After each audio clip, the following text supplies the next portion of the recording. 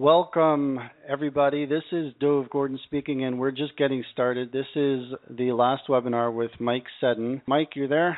I am here. I am well and sitting up. Okay, excellent. I want to start with a little bit about Mike because while many of you know him, most of you probably don't. Mike spent 15 years in a successful career in corporate UK. Then in 2001, he went out on his own with a business selling software. He discovered AdWords pretty early on, and after success using AdWords for his own business, in 2006, he went full-time into AdWords management, and he hasn't looked back since. In 2010, he wrote a book called Simply AdWords, and he's been invited to speak for people like Perry Marshall, the world-renowned AdWords expert, and he's done lots of other things. Earlier this year, he co-authored the Amazon bestseller, Creating Business Growth, and that's the really short version. There's a longer version on his website, internetjetstream.com. I've known Mike for about 6 years, I think. I believe we were introduced by Ian Brody from ianbrody.com, who is on the webinar. And yeah, we won't hold that against him, Dov. Okay. We have nothing. Ian is amazing. Yes. And Mike has been a pillar in a joint venture group that I've been leading for the last 6 years or so. He's a giver. He's a genuine, caring person, always looking to help. And so when about 3.5 weeks ago, Mike told us that he had had a tentative diagnosis that looked pretty serious, so we were all on edge, waiting for the results, waiting with him for the results. And when the results came in, and the results were that it looks incurable and inoperable, we were on edge with Mike for the next few days, waiting to hear what he would decide to do. Would he pursue treatments anyway? And those were a few days of great turmoil for Mike, and there was nothing that we, his friends and colleagues, and I'm sure family, although I haven't talked to them, there's nothing we can do. Then on June 18th, Mike sent our group the following email. It was called My Decision. He wrote, "Dear friends, after a brutal couple of days, thinking hard and asking many questions, Barbara and I have come to a decision regarding further treatment. The surgery options all have high degrees of risk. None guarantee any potential increase in lifespan or quality of life. In fact, most offer the potential of reducing life expectancy and quality." Barbara asked the defining questions. Question: Have you taken people through these procedures before? Answer: Yes. Question: And how many times has it been successful in increasing the expectancy and life quality of the patient? Answer: None. Says it all, really. At the moment, I'm enjoying moderate health and may have a few weeks like this, so we have refused further treatment so that nature can run its course. My goal now is to get home, to enjoy my remaining days, enjoying my garden, my cats, quality time with Barbara, and saying final farewells to friends. Now that the decision is made, I'm very calm and feel peaceful. I also feel blessed by the outpourings of love and support. It's humbling. For Barbara's sake, I intend to make this the most joyful days of our life together and leave her with memories to treasure. I have no regrets. I have had a life blessed by so many things and so many wonderful people. Your messages of support sustain and nurture me in the dark moments. Bless you. Much love, Mike. So that's the email that Mike sent to all of us. And when a friend shocks you with that kind of information, you don't know what to say. You want to help, and you offer, if there's anything I could do, let me know. And but hundreds of other people said the same thing. And while everybody is well-meaning, I just kept thinking there's got to be something we can do. And other people from our group reached out to me and said, "Hey, Dov, what's with Mike? What can we do to help him?" And I didn't really know. But then I had an idea because I was kind of putting myself mentally where I imagined he might be.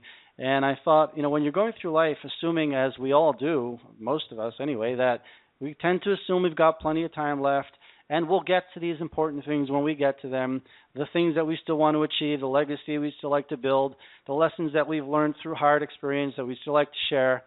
And I realized that Mike was no doubt feeling that there was still so much more he'd wanted to do and wanted to share. And I also realized that because of where he was, he now had a perspective that the rest of us really needed to hear, that I felt I needed to hear, and anybody else who wants to come along is certainly welcome. So, when life is moving so fast as it does these days, we don't take the time to slow down often enough, time to reflect and to review and to redecide if we're really doing the things the way we want to do them, as opposed to doing the things the way we think they have to be done. But for Mike, when life suddenly came to a screeching halt, screeching standstill in a sense, everything suddenly slowed down. And that's where the idea for this webinar came from, because I was certain that Mike had a perspective that I wanted to hear, and I figured others would want to hear it as well. And I also want to, of course, give a nod to Randy Posh of the famous last lecture. That definitely gave me part of this idea and the idea for the name The Last Webinar. Now, I've got one more minute of things to say, and then we turn this over to Mike. I just want to say that there are two ways to approach what Mike's about to share. Some people might finish and say, bah, he didn't say anything new. Now, on one level, we've all heard a lot of this before, although not from his perspective, but wisdom is timeless. If you're looking for something new, that is self-defeating. If you want to gain something from this, don't look for something new. Look for a new understanding of something that you already know. Look for a deeper understanding of something you already know. Look for the courage to take a bold step to do something you already know you should be doing. And if you walk away from this webinar with a new understanding of something that you already knew, and then you act on it this time, and then your life, your growth, your success will be a nod to Mike and another jewel in the legacy that he's leaving behind for us. And with that, Mike, please, we're turning this over to you. Okay. Thank you. There's going to be a couple of noises you're going to hear while I do this. So let's get those out of the way. One is you will actually hear me flick pieces of paper over because the morphine makes me a little bit forgetful. So I've got notes, and I don't usually use notes. I usually talk from the heart. But so you'll hear little flicks of paper, and I want to make sure I get everything across to everybody. The second thing you'll hear is a whirring every so often. Do not panic. It's my bed. It's me adjusting myself into different positions so I can carry on. And don't let the voice worry you. Some of you have heard me speak before and will think, my God, he's cracking up. I'm not. This is the best voice I can manage these days. And I'll be taking lots of sips of water. So bear with me. And you may also hear the rustle of tissues. So I apologize for that. So,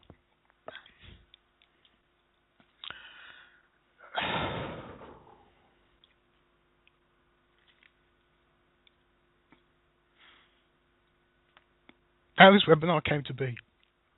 I got a phone call from you, Dov, and I remember we talked. It was a fantastic phone call. We talked and we talked, and we went round the subject of life, death, business, and you just popped it in. You just said we should share this.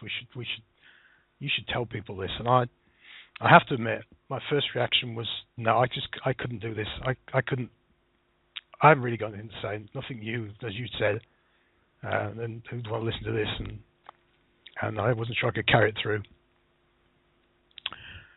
But then your idea has always grew on me.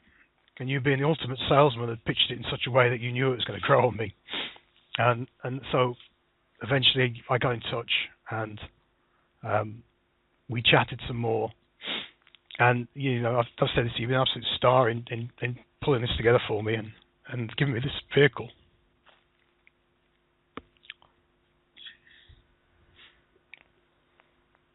You'll all have to excuse me because I had to have a shot of morphine because the pain has started, and morphine makes me a little weepy. And I just want you all to know that even though you're going to hear me weep a bit, I'm extremely calm and extremely positive about what's facing me. So if you want to reach for tissues, you go right ahead. I may pause at times, but we're going to do this, and I'm going to give you this last gift. So let's. You do things at your pace. Whoever wants to listen is listening, and if they want to do something else, they're free to do that. Don't worry. You just keep going at your pace. Okay, right. I have a grip. Grab control, we're in control. Okay, right. So look, the first slide, you got me there. Brilliant, thank you. You came up with this line, Dov, and it's another one of your absolute brilliant lines. We all start in business. We all start forming our own business with this idea of this brand new life. I'm going to create my own business. I'm going to be, I'm going to have all these great things. This is what I want in life. And I'm going to build this brand new life for me, and it's going to be fantastic. And that's how we all start, and that's the vision we have. And then things get in the way, and we start getting really involved in our business. We start worrying about making money, making ends meet, etc. And before we know where we are, we've forgotten a bit about building a life. We just spent all our time building a business, and we suddenly start to find we've become an employee in our own business as opposed to an employee in somebody else's business. And I remember thinking about this, and you and I talked about how do you stop yourself doing that? How do you get out of that? And the answer is really to build a ritual. This was your idea, and you're absolutely right. It's again a sort of regular ritual to step back from the day-to-day chaos and just get off that treadmill, get off that constant motion of building the business, and sit back and think about what you're doing and think about the business you're trying to build for your life. And it was a good friend of ours, Nick Jervis, who responded to my decision email, who came back with a quote, and I'm going to read it straight out. He said, "I am booking Seddon days into the diary going forward to make sure that I too make the most of this precious gift of life we're given. Thanks for that. Big love to you and Barbara and Nick." I remember I read it and thought, Seddon days. That is brilliant. That is...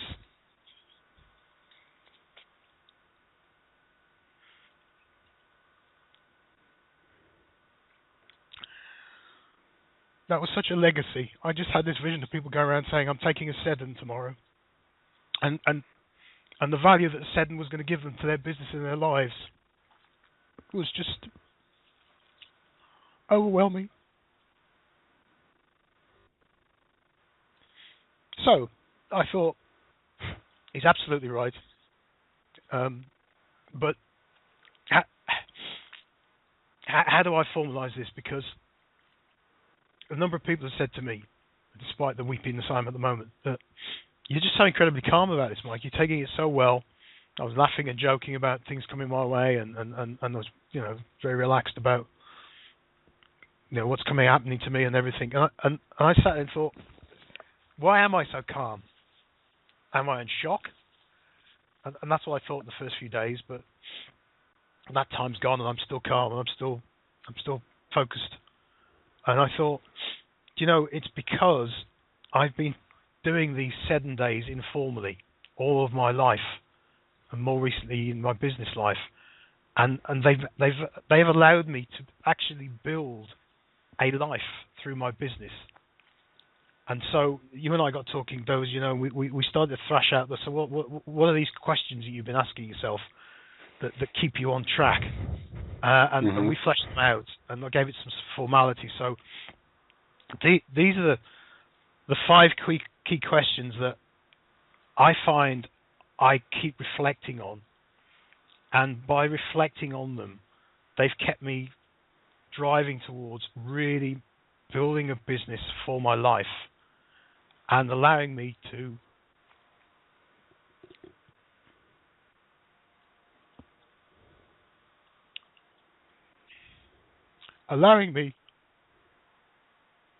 stop life happy. So, what I wanted to take you all through is a Seddon day and the 5 key questions. Now, the key thing with a Seddon day is you'll need these 5 key questions, and you may want to just take one question at a time in each day, but you need to build these questions out. And you need to take time away from the day to day to make this happen. You can't just sit in the office and try and fit this around what you're doing. And I find personally, sorry, go ahead, my friend. I was just going to say, yeah, I know you asked me to interrupt, so I'm going to try. So that's an inside joke. You quoted something and you said it was my idea, and I wrote down for myself, yeah, it was my idea, but I don't do it the way I should. And I think that is exactly what this whole webinar is about. This is not. It's a first.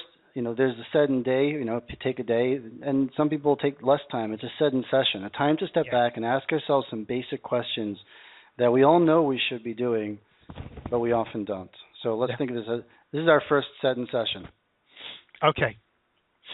So the key thing I'd say is to step out of your business day to do this. And I always find doing something completely opposite to my business is good. I mean, I play the guitar, I garden, go out walking is great. All of these things are great for me to get out of it. I know Nick talked about going to play a game of golf. Well, if golf's your thing, go do golf and reflect on these questions. Mm-hmm. The key thing is to reflect on them and make sure you have some way of noting down your answers. Otherwise, you'll forget them come the end of the day. Sitting in a bar is probably not the best place to go through these questions. But Claire writes from Wiltshire. Claire says, Seddon days, fantastic idea. We'll be adopting here in Wiltshire, UK. Sending love. Brilliant. And Nick Jervis writes, I'm taking a Seddon day tomorrow too, ! And I'll just tell you, my wife and I are going away for a couple of days in a couple of weeks, and we're planning to go through and talk through some of these questions because, quite frankly, it's easy to get lost in the day-to-day responsibilities, and this will give us a framework. With that note, should we jump into the first one? Let's jump into the first question. Go ahead. Okay. What's my why, and am I living it?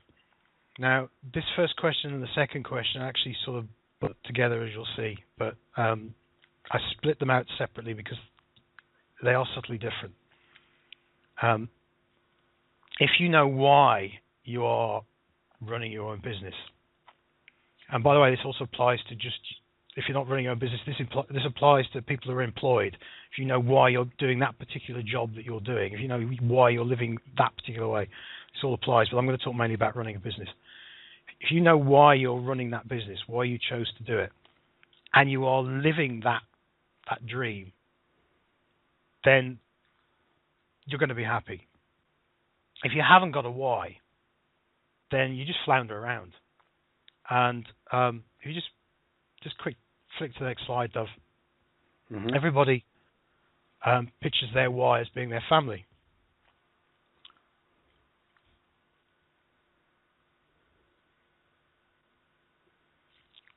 Can you go back to the slide? Yeah. What's my why? Yeah. Okay. So, sorry, I knew that slide was going to hit me.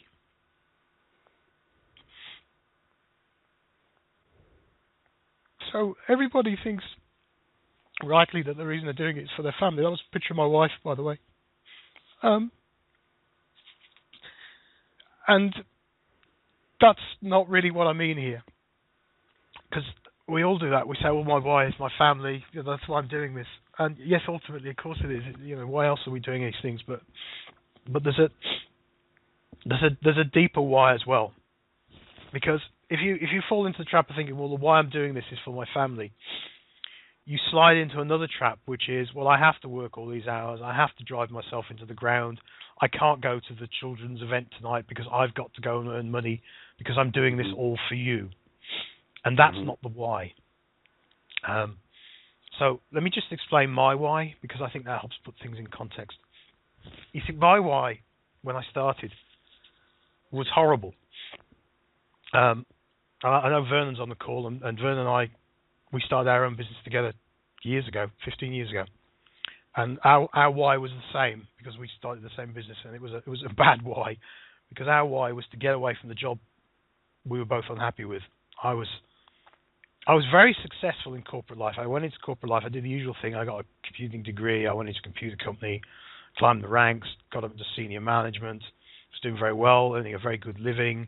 Everyone would have said, well, this is fantastic. I was offered a huge promotion at the point when I jumped. And I was miserable as sin about getting this huge promotion. Because basically, I just got fed up of working for idiots and seeing idiots being promoted by bigger idiots, the senior idiots, only because these idiots knew how to butter up the senior idiots. And that's what you get when higher up you go up corporate life. The bigger the corporate, the dumber it is. The more stupid they get, the higher they get up. and some people might think I'm being a bit harsh here and generalising, but good. I'm going to claim my privilege as it's my webinar. So I didn't jump into being an entrepreneur. I just jumped out of corporate life, and that was a lousy why. Running away from something. Yeah, I jumped out of the frying pan into the fire. I had absolutely no idea about running a business or what an entrepreneur meant, but I thought, well, I've tried corporate life. This is the opposite. I'll go do it, and it's a bit like the Michael Gerber E-myth. You know, I'm good at this, so I'll go run a business doing this, and I'll make the money. Why should I give it to anybody else? And of course, if you read Michael's books, you realise that being an expert in something most certainly doesn't make you an entrepreneur or a business person to run that. So that was first learning. So my why developed like this because I started a company that was selling software with Vernon, and I then started to get into internet marketing to market our business. And I realised I was quite good at it, and through networking groups that I was joining, I started helping what I call the little guy, and apologise to the ladies here. I'm going to be quite sexist and keep referring to the little guy, but you know what I mean. And these are people who had already got a business around my sort of age.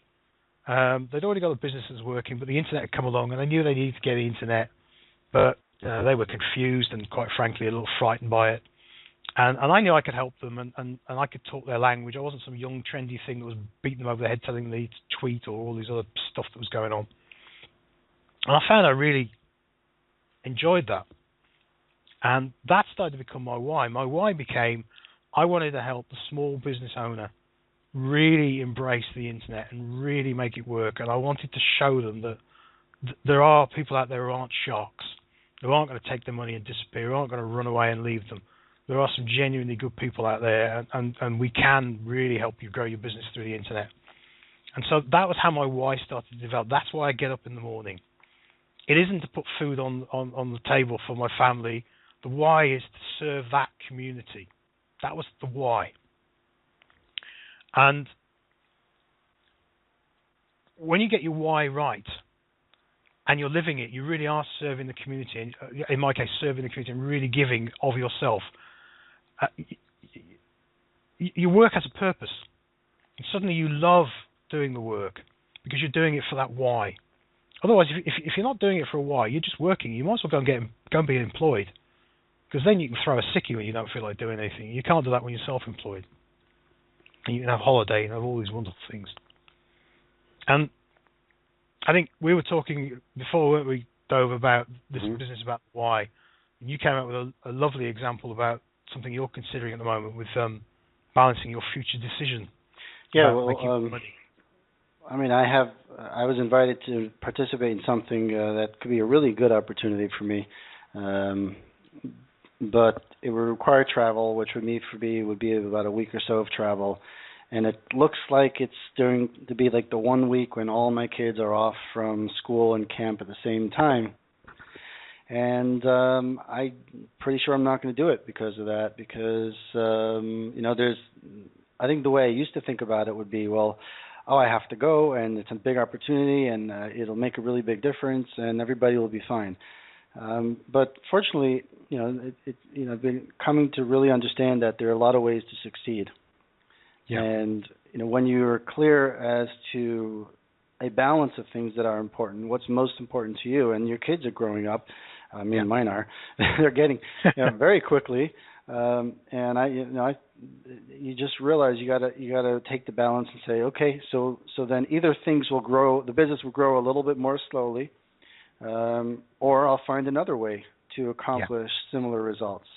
And that's when you're clear about that. And I don't claim to be clear enough, but we're talking about a few things. And when you have conversations with good people, things become clear. And I think you'll talk more about that later. I will. And you fed me nicely into the point I wanted to make, because when you go back to what I said earlier about when people say, well, my why is my family, I do it to feed the family, to put food on the plate.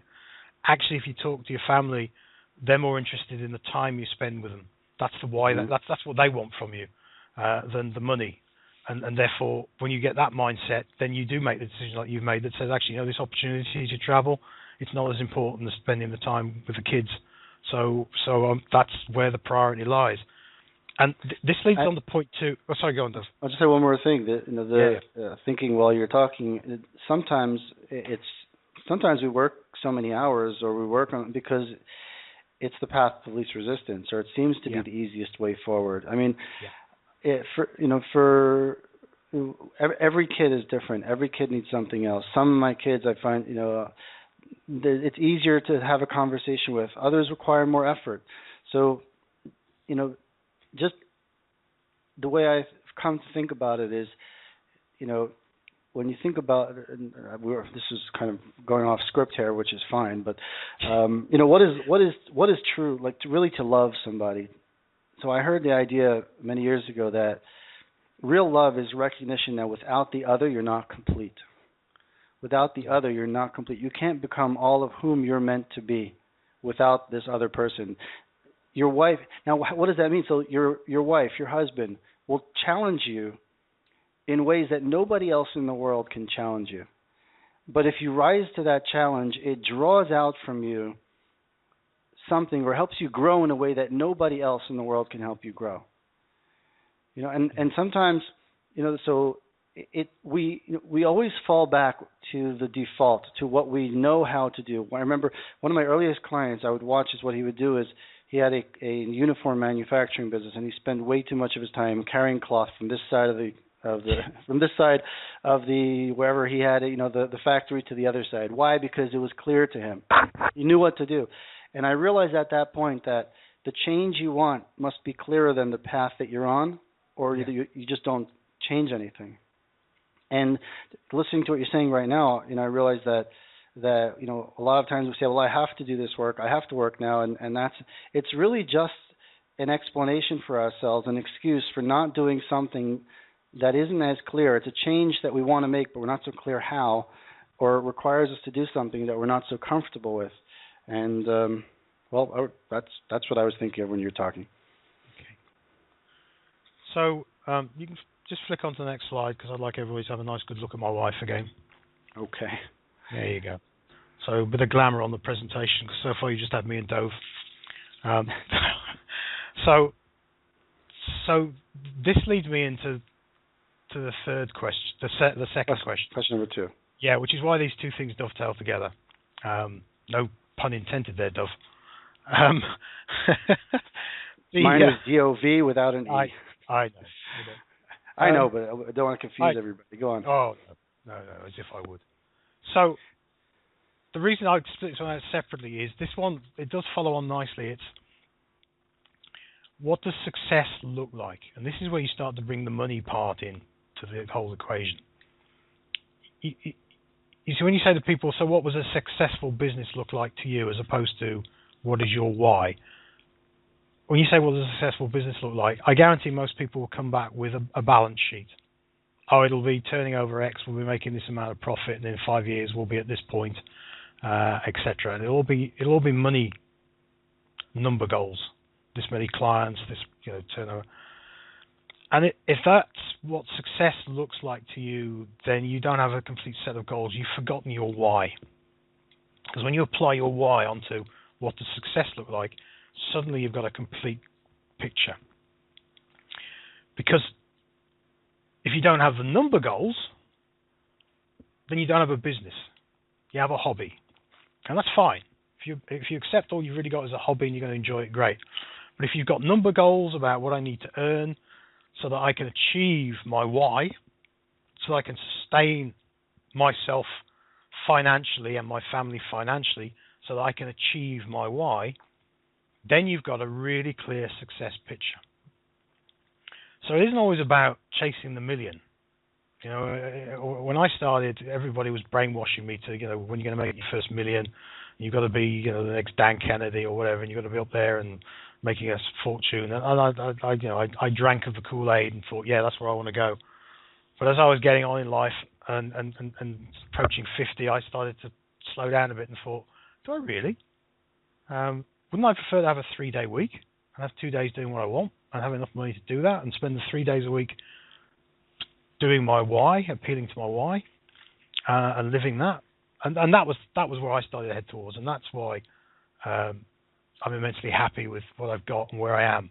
And we'll get on to that in a later question when we go about the journey. But so having your why is fine, but if you don't know, you slow down.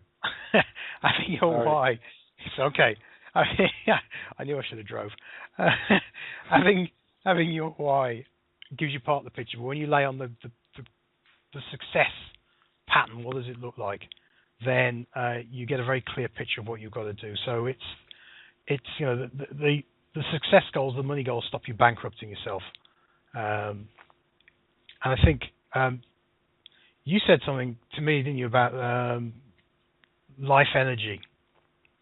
Yeah. So there really are kind of there's two sides of the road, and there's the middle of the road.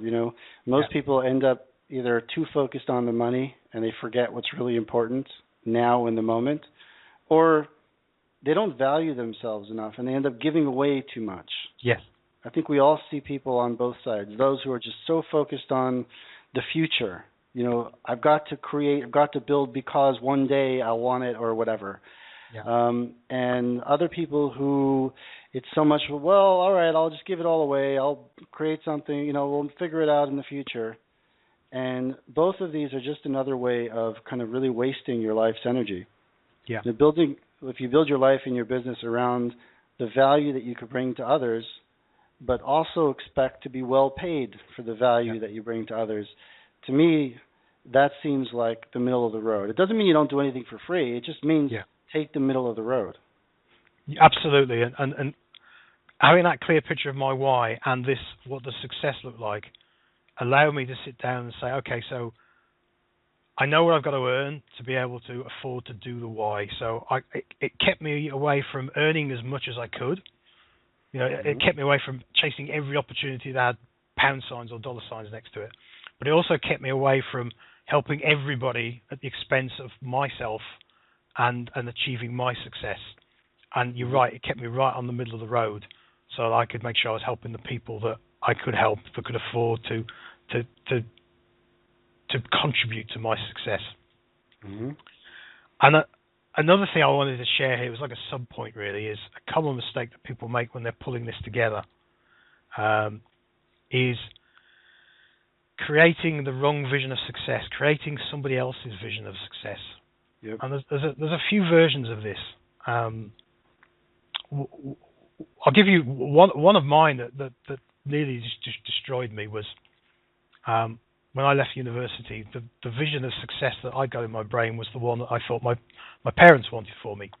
You get a degree, get a well-paid job. You'll meet somebody, you'll get married, kids, car, big house, successful job, holidays, all this sort of stuff. And that was the one I thought I needed to achieve to repay them for all the love and kindness they'd given me to get me through college, get me to that point, to turn me into that rounded, educated individual who could do this, who could climb the corporate ladder.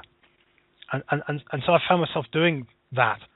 And it was only when I started to get into being an entrepreneur myself that I suddenly realized, my God, I really want to be an entrepreneur. My vision of success is completely different. And I've remembered over the years numerous times trying to explain to my mother what it is I do. And bless her, I know she'll listen to this at some point. I know within half the sentence I'm in, she's lost it. She doesn't really get it. And it's sort of like, I don't, and I'm always waiting for her to say, well, can't you just get a job? It's like that. But my vision of success, it has to be your vision of success, not your husband's, your wife, your friends, families, anyone. You make your vision of success and you chase it down. And the other one I want to say is... Let me just jump in. Yeah. I just want to... This is very subtle. It's very subtle in how easy it is for us to fool ourselves into thinking that we're pursuing what we want and really we're pursuing what other people have conditioned us to want or to lead us to think we're supposed to want. So this again goes back to the idea of this is wisdom that I think we've all heard before. And the value here is that we're taking time out of the day to stop and think about it. And if you're going to set aside a Seddon days or Seddon sessions going forward. We're going to challenge you to put something on the calendar before we finish this. Yeah. Really ask this question: what does success look like? Is this what I want? Why am I doing this? Going back to the other question as well, and really just meditate on it. Really reflect on it. Yeah. Because it's not enough to just ask it and move forward, and it's not enough to just say, "Oh yeah, I know that." Really. I mean, I see people who are doing things. They're trying to build a business, and I just don't know why they're not building. They're not building on something that they're strong at. They're just doing something that kind of landed in their lap, and they're doing it more out of fear because they don't think they have other options. Yeah. And one of the most valuable things they could do is walk away from what they think they have to do, and suddenly they'll find something that really is what they want to do, what they should be doing. Yeah, agreed. Another example of this I wanted to draw out, because it's one I've seen develop over the last couple of years, and this is particularly to the ladies on the call, because this is quite toxic. Is what I call, or you came up with the term, I can't remember now, but glamour celeb type entrepreneurs. And you see lots of them on Facebook. Very glamorous looking women. You see their pictures and they say, you could have a business like mine. You know, you could look this good. You can be a mom and you can be a successful entrepreneur and all these sort of things. And people want that. They look at it, it's seductive, and they think, I want that. I want my picture to be there, and I want everyone to think I'm this successful entrepreneur. And it's fake. It's fake on a number of levels. There are very few of those ladies that are actually really genuinely successful. Some very good ones, by the way, so I don't want to generalize. Some of them really know their stuff and have really made their way up. But for a lot of people, that model is fake. It's not you. It's not what you really want to do. You don't have to copy them. You want to be successful on your own terms, building the business that you want. And one of the true things I learned a long time ago was that if you want to build a business, you really need to develop mastery in your knowledge of things like sales and marketing, sales funnel marketing, etc. And just don't get caught up into this celebrity thing of, you see them, everyone copying everybody else's style of writing web pages and emails and just copying everybody else's comments, as opposed to really mastering their own particular business and how to drive forward. And go on. Yeah, go. No. Finish. Well, I was just going to say. You go first. No. I always refer to your interruptions. Now I forgot what I was going to say. You go ahead. Hey, I know it works. Have you remembered, or shall I carry on? You carry on. I'll jump in soon. Okay, I'm sure you will. One of the things when you and I were talking, Dov, was it hit me like, people. I've had a number of questions from people about have I any regrets, and I refuse to answer that question because I say, well, if I have, what's the point? And actually, we are going to talk about one in a minute. So there you go. I've lied. I'm going to talk about regret, but this was another sort of minor regret. Was I wish I'd given myself permission to be me far earlier in life, because when I did that, I think, when did I probably about the time I started to give myself permission when I was getting bored of corporate life and I went into the entrepreneur life. So I think about 15 years ago, my inner happiness changed. I just became a lot more comfortable. You'd have to ask Barbara, but I would think probably more bearable to live with in the last 15 years than the 15 before it. She may have something to say about that. But I certainly felt calmer inside, master of my own destiny, and living and dying by my own actions. So I just throw that out to everybody there. Give yourself permission to be yourself. I know it sounds a really daft sentence, but actually when you think about it, the more you think about it, you'll be happier in yourself if you just be yourself. Don't try and be what anybody else wants you to be, because you'll never be it. So you'll never make them happy, and you'll never make yourself happy. Yep. So I touched on regret, and I wanted to touch on another little sub point here. Was when you're drawing up what does success look like, you have to be brutally honest with yourself as to what success looks like. Because if you're not brutally honest, then you're not going to be happy in in achieving that success, because it wasn't really the success that you really wanted, if that makes sense. And to give you the example, you challenged me on this, Dov. You said, well, there must be something you wished you'd done that you didn't do. And in the end, I admitted to you that I did. I chickened out of something in my entrepreneur career. Because when I started, what got me into internet marketing particularly was I started to see people like Dan Kennedy and Perry and other people up on the stage talk. Not only was I blown away with what they were saying and thinking, this is incredible stuff, and I can do this, and I should be showing people how to do this. I actually saw myself up on the stage doing it. I actually wanted to be up there. I wanted to be the next Perry Marshall, bless him. But when I actually started to draw up my success picture, I'd already developed a really good, strong online persona through webinars, and lots of people believing in me and doing what I was suggesting and getting great results, etc. And so I was living off this sort of like, I can fill a webinar, I can talk to lots of people on a webinar, I can get them on there. And I chickened out of putting on an event, a live event, because I just thought, what if I fail? What if no one turns up? What if I really cannot get people into a room in those sort of numbers? I'm going to look an idiot. And I chickened out. And that was a regret. So it's not a big regret, to be honest, because I suspect at some point I would have done it, but time ran out. But that I think is really very closely tied to another thing that people, so many of us, we get, and this really is tied to your next point, which is about the journey, but I'm going to say it here anyway. And this is, people think that I've got to this level of success, I need to hang on to it, because what if I lose it, or something to that effect. And that's really not it. It's a mental illness that we have, and I have, and we have to break free of it. I guess the first step is awareness. It is not about arriving somewhere. It's about how you are every single day.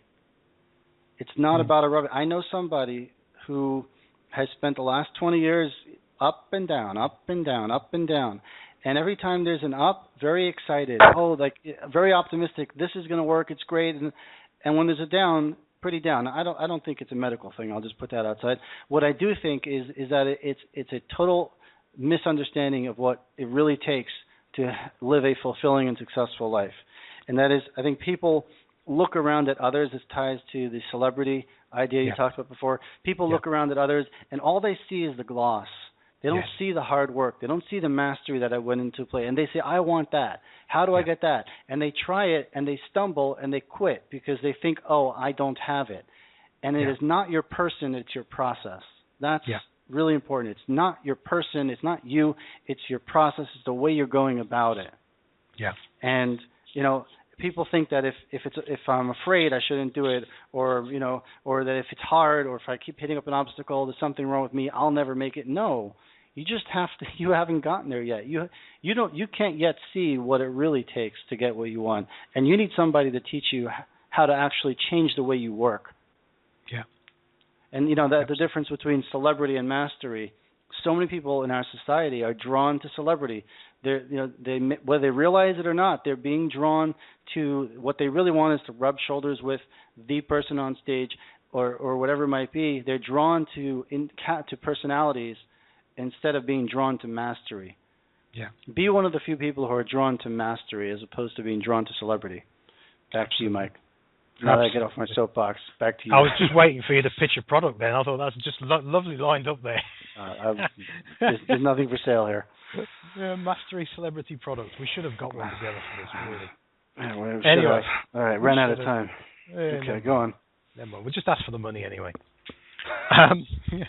So, question 3. This is the biggie. This is the big one. I had to do the first 2 to get you here, but question 3, that's it. This is the one that's made me so calm. It's the one that's given me the most inner peace. And this was the one I first thought of when we were putting these questions together. Am I enjoying the journey. You see, we all sit there and you'll map out what does success look like and what my why and all this, and you'll start writing business goals down. And we've all done it. By year 10, I'm going to be here, and by the end of this year, I'm going to be here, and we're going to do this. And they're all future goals, and that's fine. You need to plan out future goals, otherwise you don't know where you're going. That's your destination point. But what's actually more important than the destination point is actually how you get there. How you travel to that destination point.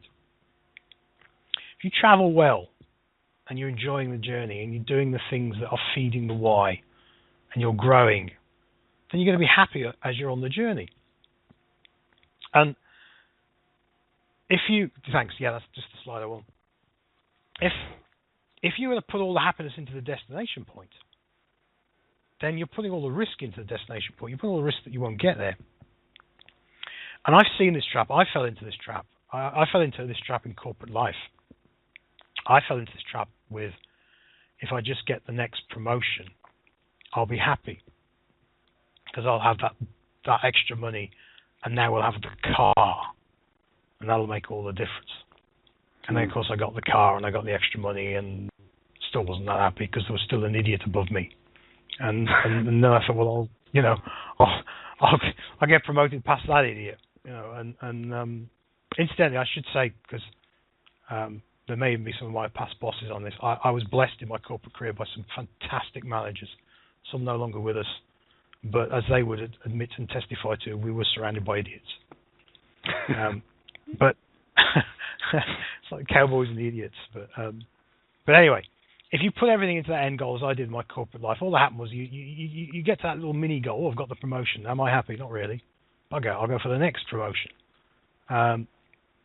So actually enjoying the journey, actually enjoying developing yourself as a person, or in the case of running a business, building the business, making the building of a business something enjoyable, is the right way to go. Don't fall into the I need to get to X. So don't say I'm going to work myself into the ground for the next 3 years to build this business to the point where it's earning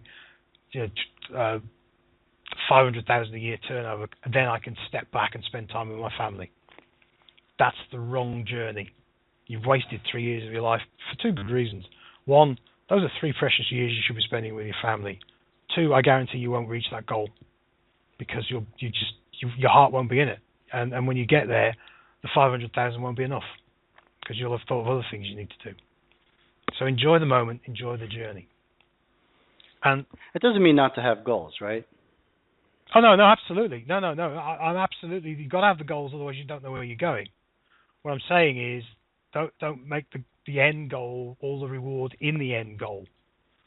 So there should be, if the goal is to earn 500,000 in 3 years, make sure you built into that the fact that it also includes 2 days a week with the family, because that was what success looks like. Yep. And if you can't hit the 500,000 in 3 years because you've got to spend the 2 days a week with your family, then you've got to change that goal.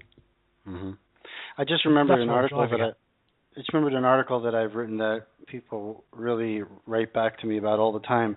It's called "This is How You Experience Total Focus," and part of the article I just shared that you really only need to ever know 3 things. You need to know, number 1, your ultimate destination. You got to know where you're headed, more or less. Yeah. And I don't mean like just financial, like you talked about at the very beginning, but you got to know kind of where do you want to end up. But if that's all you focus on, then that's not enough. The next thing you need to know is, what's my very next baby step right now? The very next baby step. A lot of times people look at the next step and they think, well, I can't take that step right in front of me because I have to take, what will I do afterwards? They don't know how they'll take step 2, or how will I manage 3. I don't know what to do then, so they don't even take step 1. And that is the kind of thinking that really holds us back totally unnecessarily. So again, what's my ultimate destination, number 1. Number 2 is, what's the very next baby step that I can take right now? And there's always something, even if it's send an email, make a phone call, go to sleep. I mean, there's always something. And the third thing is, how do I want to be as a person as I as I go through this journey? How do I want to be? Like having a clear picture in your mind of the way you want to be as a person, the way you want to both handle triumphs and successes, and successes as well as setbacks. And if you're clear about those 3 things, then you'll have total focus, because you can be in the moment. Yeah. I just the full article is at dovgordon.net/total focus if anyone wants the whole thing. But that's what you just reminded me of. No, that's great. That's great. So where I was going was if you think about your journey, we're all on the journey and we've all got the same final destination. Mine just happens to be a bit closer than most of you. And the thing is, if you're in... No one really knows, but go on. Yeah, oh yeah, as far as anyone knows. Yeah, I mean, that's a really good point. I had one of my friends, I won't mention, I won't embarrass them, was a bit weepy, came to see me and sort of thinking, how can this happen to you, blah, blah, blah. And I looked him straight in the eye and I say, mate, you could still die before me. Mm-hmm. So, I've just got a sell-by date, but you don't know what yours is. It could be tomorrow. Exactly. Yep. So yeah. So what I was trying to get across here is, if you're enjoying the journey, you still have your goals, but if the final destination point suddenly puts itself between you and that end goal, well, why wouldn't you be happy? In my case, I was serving my why. I had a very good, clear picture of what success looked like, and I was achieving it, and I was enjoying the journey. So I didn't get quite a longer ride as I wanted. Well, okay, that's life. But I'm going to go out happy. Yep. And that's the calmness I want for people. It's I love it was a cartoon I saw once of it was like, which would you prefer? And it was a very pristine lady sliding into a coffin, all beautifully dressed and manicured, and sort of saying, well, I took care of myself in my life. Look how good I look at the end. And then the one next to it is this bedraggled woman who looks like she's been dragged through a hedge backwards, catapulting into this coffin, and above her head she says, "Wee, what a ride!" And it's sort of like, which would you prefer? That's great. Yeah. But just so people know, if you type into the question box online, we are getting them, and so we'll mention them from time to time, or we're good break. Yeah. Raman asked, Raman asked, can you mention where this Total Focus article is found again? It's at dovgordon.net/total focus. That's dovgordon.net/total focus, and it's over there. And if you find it helpful, let me know. Okay, are we ready for question 4? No, because there's a very important thing I want to get in. This is a sub-point. Because when you're... we weren't quite sure where to fit this in, though, but it was such an important sub-point. We thought we'd put it on this slide, if you remember. When you decide on your journey, you're going to make certain decisions. This is how I'm going to live my life. This is how I'm going to run the journey. And when you make that decision, the only way you can be happy on your journey and you can stay on track is to stick with it. And people start second guessing their decisions because other people start to challenge it, start throwing other ideas in, and they wobble, and suddenly they're off the path and they've lost the sight. And so when you've decided on your why, your success, how it looks like, and how you're going to live your life, you need to stick with that and use that as a filter to filter out other suggestions that people will put on you, because for a number of reasons. Sometimes they do it out of real love for you and they want you to be happy, and that's their definition of happy, so they think you should be doing this. Sometimes they just do it because they just can't understand anyone else could want to travel a different path. And one of the ones I wanted to just highlight here is, after I made my decision to decline treatment, I've had numerous emails and even presents through the posts and texts from people offering me alternative ideas. They don't want me to give up. They want me to fight. They've heard of this amazing cure. They've heard of this green juice I can drink. They've told me to stand on one leg with a duck on my head. All sorts of things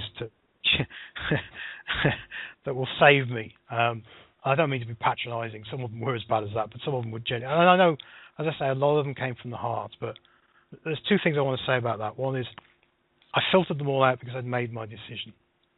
And the other thing I want to say is, when you're doing that to somebody else who's made their decision and they've got their journey, you're weakening them. You're throwing distraction at them. You're not really helping. And so just for me, to everybody who's been sending me these things, I thank you. I know it's coming from the bottom of the heart, but please, no more emails telling me you've got a friend somewhere who can cure me. I'm not going to be cured. I'm going to go my way. I bless you all for your care, but no more. Okay, next slide. 1 second.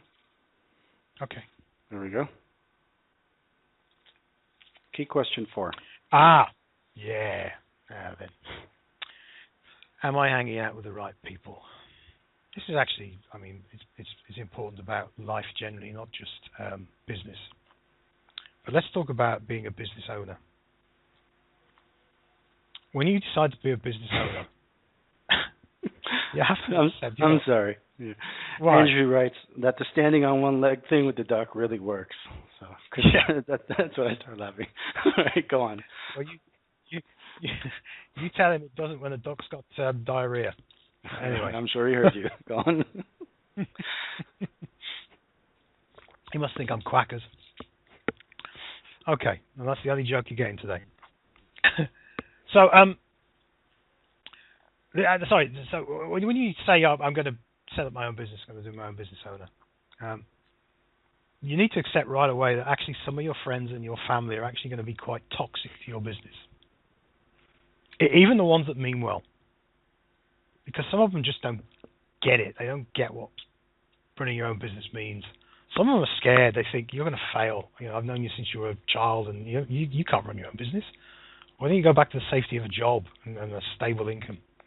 Some of them actually are jealous of the fact that you've had the courage to do it, and they'll knock you down. So the thing you need to do when you set out on your own business is surround yourself with the right people, like-minded people who understand the journey you're on.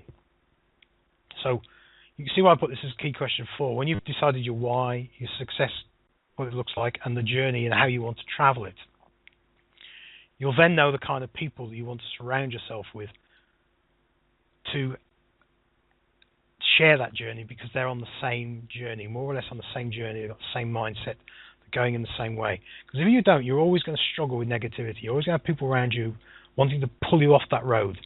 They want to pull you onto their road.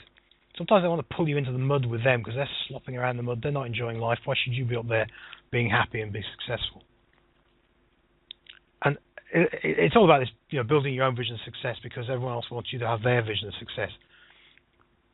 And if you forget that and you try and build a business to make somebody proud of you, whether that's your partner, your family, then you're going to fail because you're not driving your own vision. So get the people around you who share your vision, share your journey. And the best people to hang around with, there are 2 types.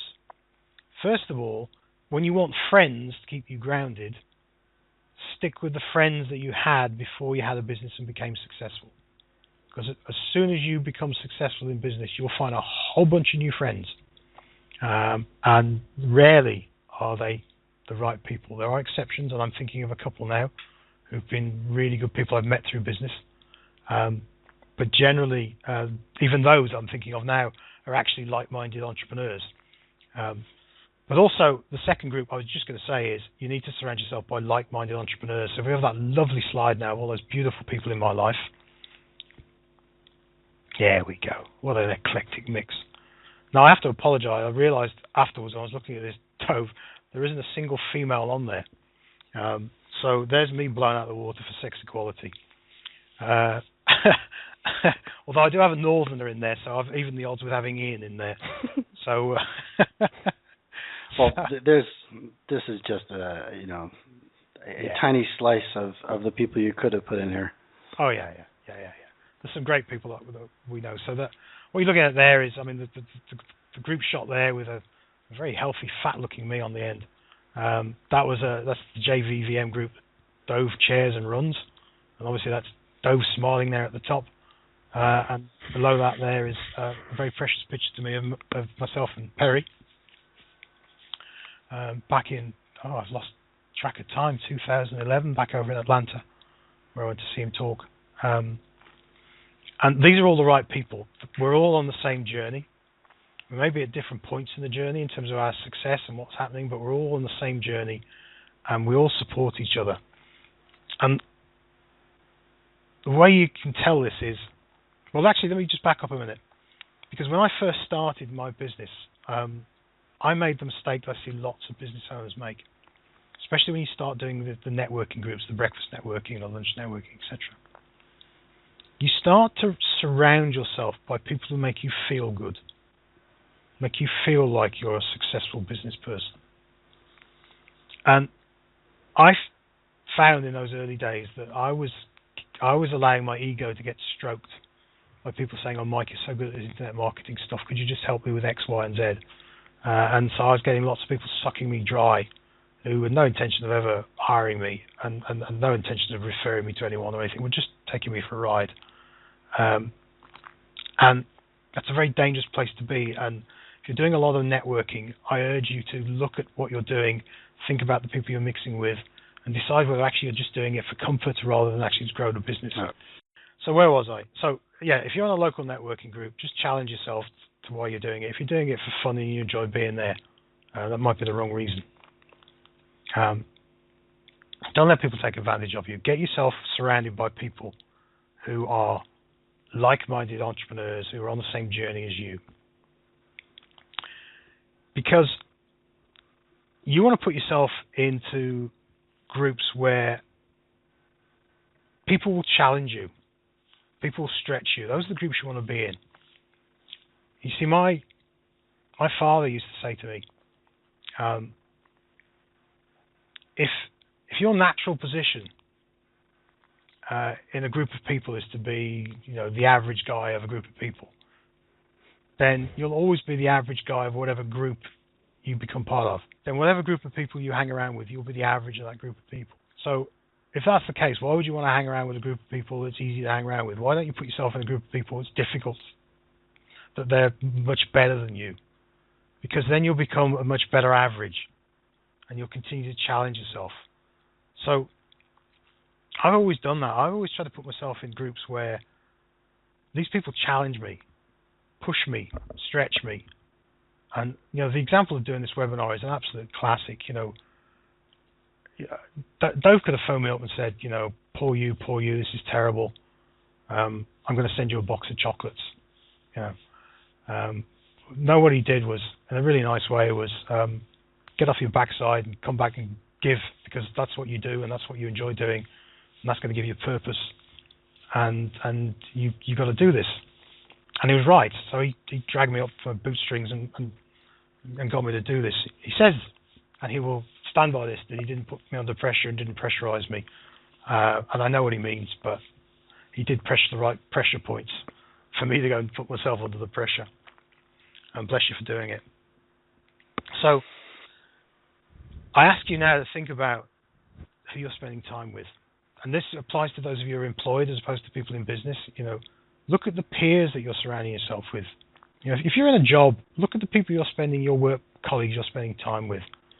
Are they the negative ones who are always moaning about the company, how nobody ever gets anything, nobody ever gets a pay rise, everything's crap, everything's rubbish. If you're in business, think about the clients you're working with. You get picking the ones who are always miserable and moany. Think about when you're hanging around your group of people that you decide to associate with. What do they talk about? You see the great little quote you came up with this morning, Dov, and I heard it before, and we might get it wrong, but it's actually really spot on. It's little people talk about other people. Big people talk about ideas.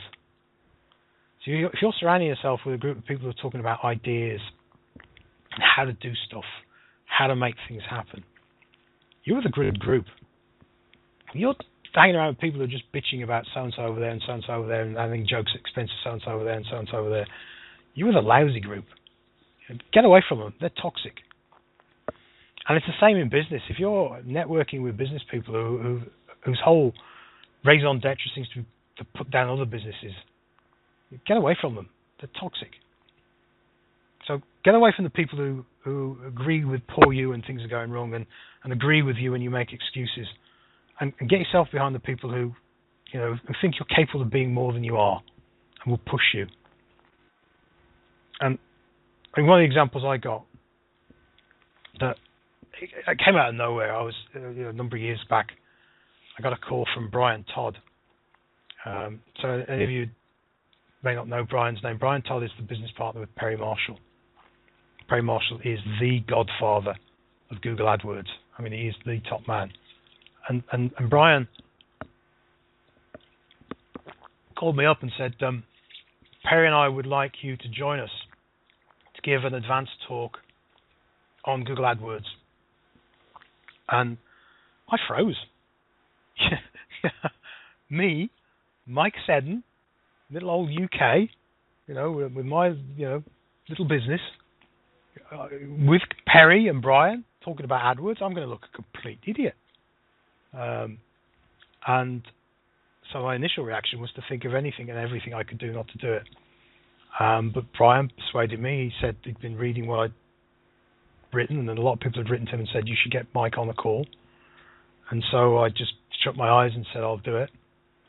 And I did it. And I was amazed at the reaction afterwards, amazed at myself. It was one of the best talks I've ever given. And that just shows that putting yourself out there with the right group, that's what happens.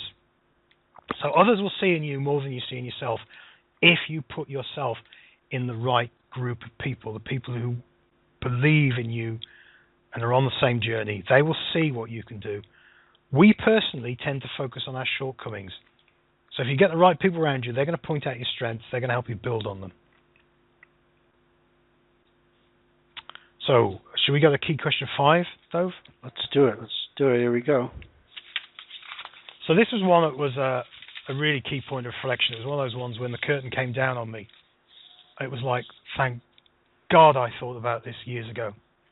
And I just want to give a nod out because I know he's listening to Roger Hibbett, who's my financial advisor.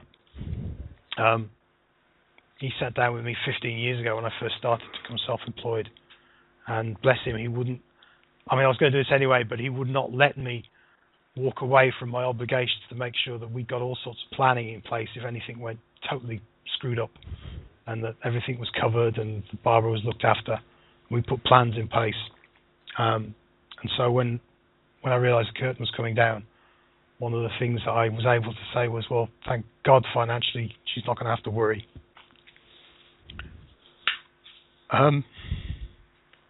Yeah. I'll just throw out, people should buy life insurance. Yeah. Some people don't. They know they should. They wait. We won't need it. We'll be okay. If you have people dependent on you and your income, you need life insurance. I learned a lot from Dave Ramsey, who's a talk show host in the United States, who actually really helps people with offers real help, not just politics.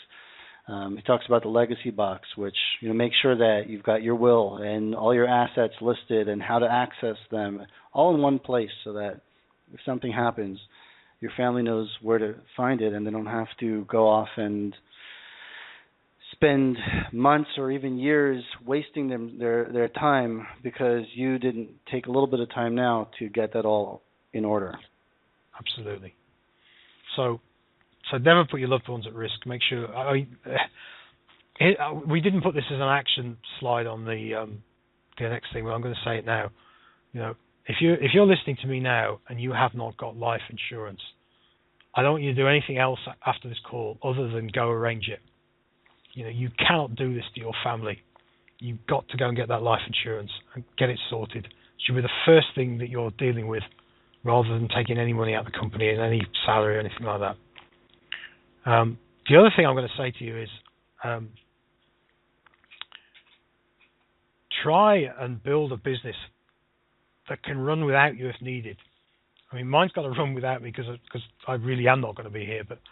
But you may, it's not going to run without me because I'm going to close it. But you may find that you're incapacitated for a period of time, and therefore life assurance isn't really going to help you. But then you can get things like critical health cover, which I've also got. But what you can do is you can build a business that has degrees of automation into it, so you are not the dependent key to it. If I'm not there, nothing happens. Well, that might stroke your ego, but it ain't going to help your family. So look at automation, but also look at this thing called passive income streams. I'm not going to talk too much about them here because you can go and research them, but it's what I built, the Internet Jetstream Club. Those of you who are from my club are on the call. That's a passive internet income stream, a passive income stream. You pay me a membership each month to be a member. I have a little bit of work I have to do each month to create the videos, but it's the sort of thing I can sustain. And if I'm not around for a period of time, the membership fees continue to come in. The online training courses, they're done, so I don't actually have to do them anymore. They would sell themselves, so they're again a passive stream. It would only be the AdWords management services that I would have to shut down if I was ill for a period of time. So look at your own business and think, are there things I could do that I could automate that could still bring in money that could help protect my business and my loved ones?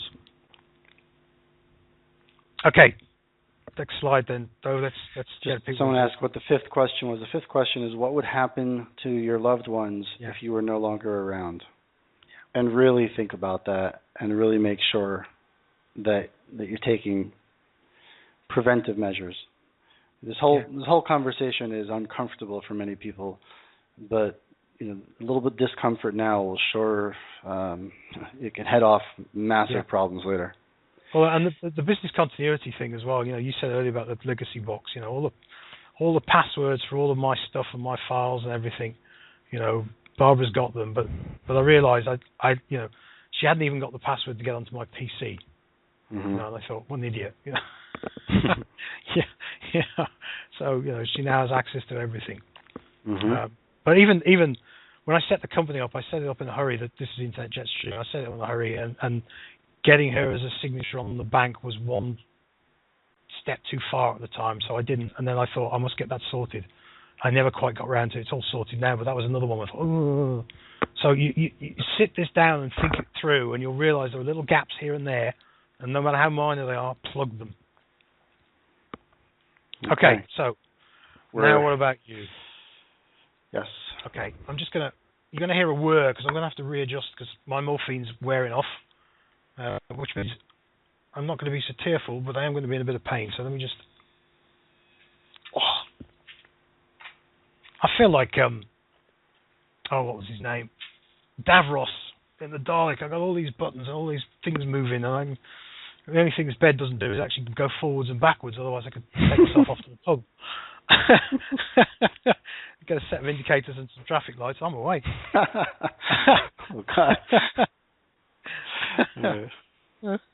Needs solar panel as well, though. That's the other thing. Anyway, so what can I do now? Where am I? Let me just pick myself up. Okay, flick over, my friend. I want all of you to go schedule a Seddon day or a Seddon session. Now, what I'd actually suggest you do is, if you can do a whole out Seddon day, go do it. But what you might find an easy way to edge yourself into this is to get those 5 questions. Go schedule yourself a couple of Seddon hours to sit quietly and contemplate those questions and get them going through in your brain. And then schedule a day to really go through them, because that will give you some time to think about what those questions really mean to you, and do I need any other material to help me really work them through. And think about how you want to spend that Seddon day. Take yourself off somewhere. One thing I found really useful when Vernon and I used to travel to the States. I used to find that because of the time lag, and I know he was the same. You'd be getting up at sort of 2 a.m, wide awake, and I'd be sitting in my hotel doing this sort of stuff because there was nothing else to do. And it occurred to me that actually a really good thing I could have done was, when I got back to the UK anytime, was actually go book a hotel room. Because they have these little desks now. You're completely cocooned away, and you can actually go down the night before, have a nice meal, have a good night's sleep, and get up in the morning and say, right, I'm going to spend the day in this hotel room having a Seddon day. And you can take your partner with you, and they can go somewhere nice and say, you're going to go out shopping for the day, you're going to enjoy yourself. I'm in this room, I'm going to have a Seddon day, and then when you come back this evening, I'm going to talk you through some of the stuff, and I'm going to ask your opinion on some of this, and we're going to talk through some of these points. We're going to go out for a meal, and we're going to wrap up, the Seddon day and how our business life is going to look like together. That's just an idea for you. But do it. Get it in your diary. Don't walk away from this presentation and think that's a good idea. I'll book it tomorrow. Get something in your diary as soon as you come off this call. Okay, next slide. Colin says Seddon day on Friday. Thanks, Mike. And we had a few other people as well. If you got some questions there, Dov, let's do those before we go on to the next one. Well, why don't we finish and then we can have some more questions so people can go because we're over time. So that way, if people want to go. If not, they can get the recording afterwards. So let's. Okay, because I want to get on to the next thing because this is a plea from the heart now. Mm-hmm. So look, Dov and I were very clear. We didn't want to sell anything on this. This was all about giving, and I'm blessed with the ability to end my days at home. And those of you who are connected to me on Facebook have seen the view I've got. I've got a beautiful view of my garden, my pride. And I'm at home. I'm surrounded by... See, the morphine hasn't worked. Surrounded by family. I got friends coming in to see me. You might think this is weird, but it's almost like I'm on holiday. I couldn't be happier than I am at the moment. And the people who are giving me that happiness are the Shakespeare Hospice. They have a fantastic scheme. It's called Hospice at Home. It allows people to die at home. They provide all the facilities, the bed that I've got, you've heard whirring away, all of the specialist equipment, specialist pillows. This morning I had a therapist come in to give me some holistic treatment. I've never had Reiki before, and he did Reiki on me, which has made me feel great for this meeting. So I was a skeptic, and I'm a convert now. And I have nursing staff come and look after me, and they'll be with me to the end. All the drugs, everything, it's all here. And more importantly, they take care of Barbara. There are facilities for her. There is counselling. She spent Monday over at the hospice having aromatherapy and chats to people and sharing with other people who are going through it. It's a fabulous service, and it's a total charity. If they don't make the money, they can't provide this service. So I wanted to give something back to them. So I've created a page. It's at justgiving.com/Mike Seddon. You can see it on the screen there. There's two things I'd like you to do. If you can, please go and donate, even if it's £1 or $1 or €1, whatever you can. I mean, we had, 3,000 people sign up for this, Dov? I think, something like that? Almost. Yeah. I'm sure more will hear the recording. Yeah. 2,733 and counting. Well, see, I've raised, so far, since Sunday, I've raised just over £2,000, just with friends and what have you. 2,520. Thank you. Oh, really? Oh, it's going up. So, I mean, if everybody who registered and everybody who watched the recording just gave a £1, we'd smash 10,000. So if you can give. But equally important, maybe even more important in some respects, if you could share that link. If you're a business owner that's got an email list, if you could put that out there, if you could share it on Facebook, if you could share it on LinkedIn, Twitter, anywhere you can get that link out there, and we can really push this charity. You would make my day, and you would. This isn't for me because I'm getting this treatment. This is for the people that follow me. So you're going to be giving a lot of joy to somebody somewhere who as yet doesn't realise what's in store for them. You're going to give a lot of support to them and their family. So you're going to give a lot of good. So you really are investing in humanity if you can help us out with this.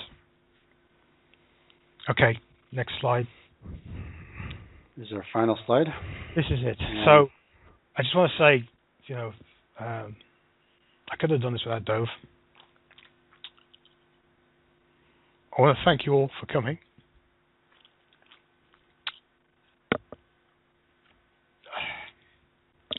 That's the link we would like you to share for replays. So get that link out there. Just explain. After we finish this, we'll Mike's going to put it on his website, and that will forward to his website. If any time in the future, for whatever reason, the recording will be moved somewhere else, we'll keep that link and forward to wherever it is, whether it's a YouTube page or wherever it is. But that link will forward to the recording of this from a short while after this is done. Yeah. So do share it, and we will get it up on site soon. We're going to do questions now, but I want to just end with, before we do that.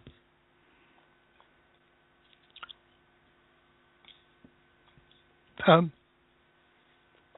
just wanted to say to those of you who've been on my mailing list and customers and business friends and associates, bless you for sharing my business life with me. Bless you for being there. And if it's not too British, I love you all. Okay, let's do questions. Hey, Mike. First of all, you did great. People can eavesdrop on a conversation. We weren't sure if we should do this live or record it just in case.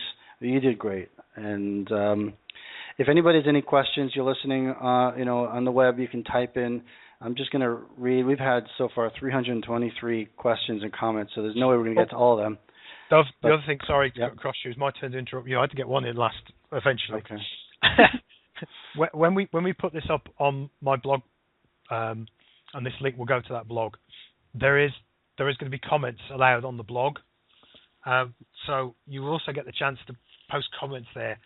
And what I'd really like you to do, it says on the blog post, but if you can post any questions you want to ask as well there, if you've got any comments on the actual webinar, if it's affected you in some way and you're going to take a Seddon day, post up the dates you're going to have. Let's get to see people taking Seddon days. Let's get some feedback going for everyone. So tell me having Seddon days. Tell me which bits have really changed you. Come back and tell me afterwards. Say, hey, I've had a Seddon day, and this has been a success. Everything I read on there is going to sustain me, and for as long as I'm alive, I will answer comments and questions. I'll be there for you. Okay, Dov, let's dive into questions. So we're going to go a little bit like most recent, so bias to those who just posted. So Madrid says, God bless you. Chris says, happiness is the road. You did great, Mike. Peace be with you. Ian, our friend Ian Brody, says, that was brilliant, Mike. You were a powerhouse. Can you share a joke with us?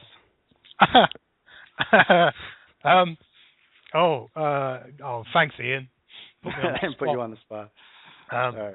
Not a clean one. All right. Give me a bit of time to think of something. All right.